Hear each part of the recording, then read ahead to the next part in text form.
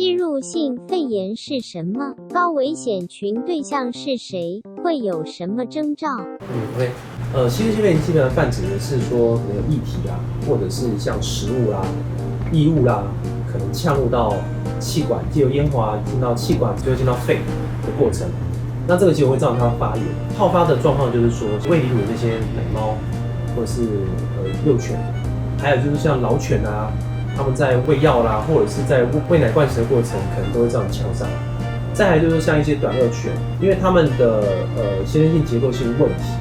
会导致他们常常会呕吐，包含这个胃酸，或者是说像这个食物啊，一些食糜啊，可能会胃食道逆流之后呢，再进到它的呼吸道里面去，这个时候都容易造成吸入性肺炎。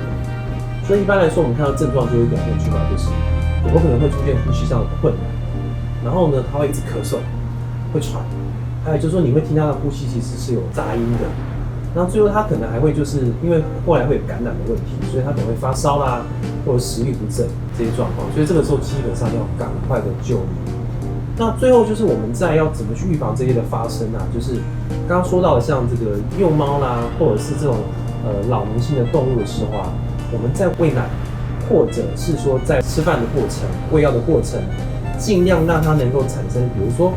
可以让它产生坐姿或趴坐姿。然后这时候头稍微上扬，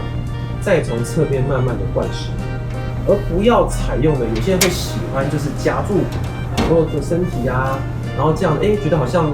在喂 baby 一样，这样子一点一点这样子喂。可是这样的话，在一些幼猫或者是说老年犬，它们的吞咽反射没有那么好的情况下，很容易会呛伤。这个时候这些东西就呛到它的气管里面去。那如果是短颚犬的话，这个就可能就是必须要请医生做一个确诊。去诊治说有没有这个短颚症候群的问题，才可以做适当的治疗处理。爱宝宠物保健专家，关心您家毛宝贝的健康。